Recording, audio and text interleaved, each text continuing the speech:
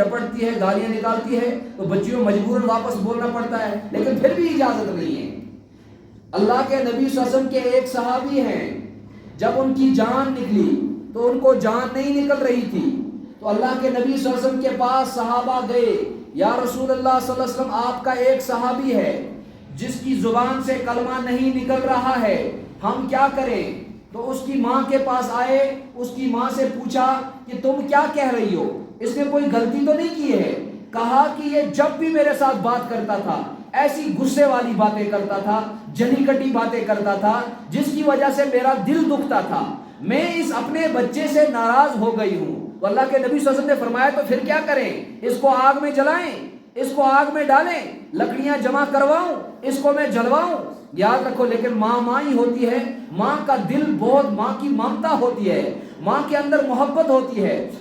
اگر کبھی بچے کے اوپر چائے گر جاتی ہے، ماں وہ برداشت نہیں کرتی ہے، اگرچہ ہماری ماں ہمیں کتنا مارتی ہو، کتنا بھی کچھ کرتی ہو، لیکن ماں کو درد ہوتا ہے، ماں کو بچے اور بچی کی محبت ہوتی ہے۔ جب اللہ کے نبی صلی اللہ علیہ وسلم سے یہ سنا کہ ہم لکڑیاں جمع کریں گے اور اس کو جلائیں گے، اس نے کہا یا رسول اللہ صلی اللہ علیہ وسلم ایسا تو میں برداشت نہیں کروں گی، اگرچہ میرے بچے نے مجھے ستایا ہے، مجھے دکھ دیا ہے، میں اس کو معاف کر دیتی ہوں۔ ایک طرف سے ماں نے معاف کیا، دوسری طرف سے بیٹے سے اللہ کے نبی صلی اللہ علیہ وسلم نے کہا کہ کلمہ پڑھو، اس کی زبان سے فوراً نکلا لا الہ الا اللہ محمد رسول اللہ صلی اللہ علیہ وسلم۔ یہ ہے ماں کی خدمت۔ یہ کیا ہے؟ ماں کی خدمت اتنی زیادہ ہے، ماں کی عزت اسلام میں اتنی زیادہ ہے، لیکن مائیں آج ذلیل ہو رہی ہیں، چھوٹی چھوٹی بچیاں ماں کو ذلیل کر رہی ہیں، چھوٹی چھوٹی بچیاں ماں کو گالیاں نکال رہی ہیں، چھوٹی چھوٹی بچیاں ماں کی نافرمان،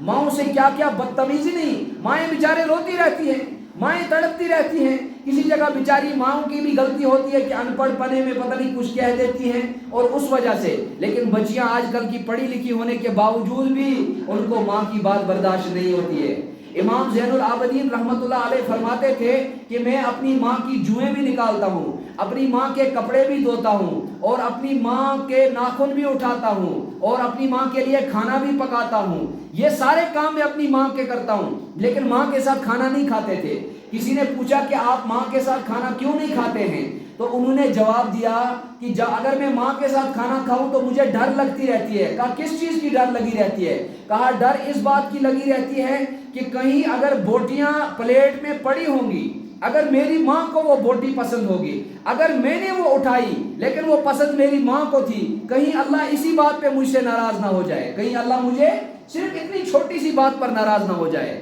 ماں کی محبت کتنی، ماں کی